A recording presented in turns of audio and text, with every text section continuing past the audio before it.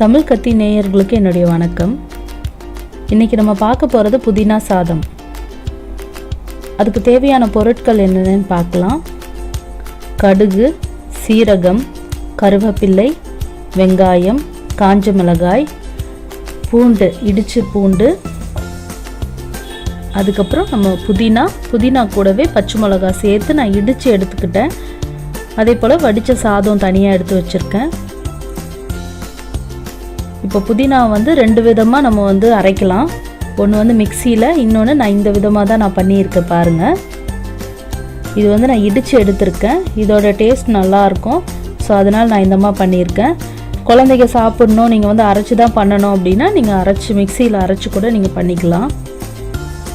காரம் உங்களுக்கு எப்படி அதிகமாக காரம் வேணும்னா இன்னும் கூட அதிகமாக நீங்கள் பச்சை மிளகாவோ காஞ்ச மிளகா அந்த மாதிரி நீங்கள் ஆட் பண்ணிக்கலாம். நல்லா இது மாதிரி க்ரஷ் பண்ணிக்கோங்க.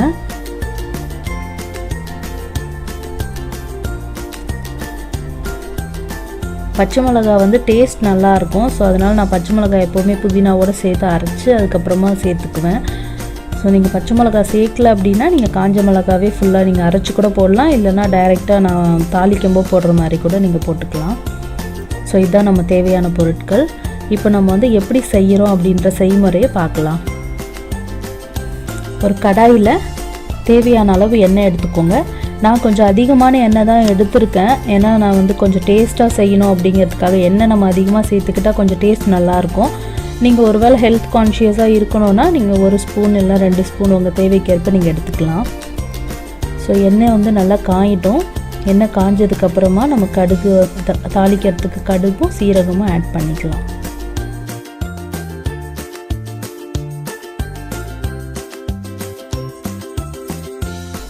கடுகு போட்டுட்டேன்.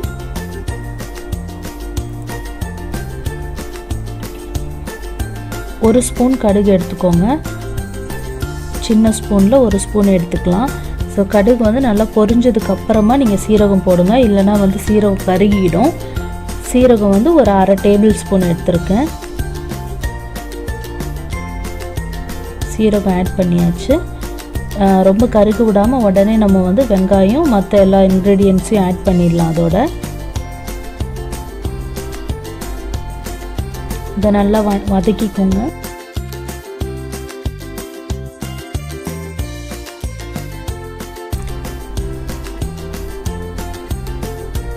வெங்காயம் அப்படியே உதிரியாக வரணுன்னா வெங்காயத்துக்கு நடுவில் இருக்கிற அந்த இதை நீங்கள் ரிமூவ் பண்ணிட்டீங்கன்னா வெங்காயம் நல்லா உதிரியாக வரும்.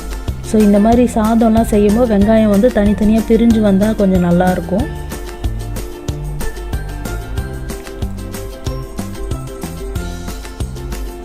இப்போ நம்ம கொஞ்சம் மஞ்சத்தூள் ஆட் பண்ணிக்கலாம்.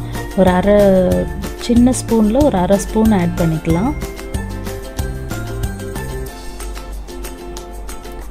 மஞ்சத்தூளோட அந்த பச்சை வாசம் போகிற அளவுக்கு நல்லா அதை வதக்கிக்கலாம்.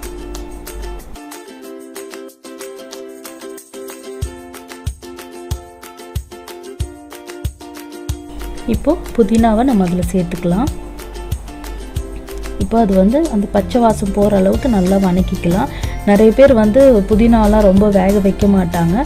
ஸோ இப்போ சாப்பாடாக செய்யறதுனால பிள்ளைங்க விரும்பி சாப்பிட்ணுன்னா நீங்கள் நல்லா அதை ஸ்மெல்லாம் போகிற அளவுக்கு நல்லா வதக்குனீங்கன்னா தான் அந்த டேஸ்ட் நல்லாயிருக்கும். ஸோ இதை இப்போ நல்லா வதக்கிக்கலாம்.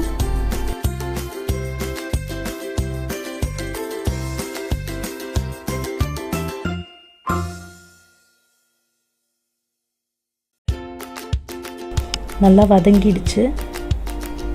இப்போ நம்ம கொஞ்சம் உப்பு ஆட் பண்ணிக்கலாம்.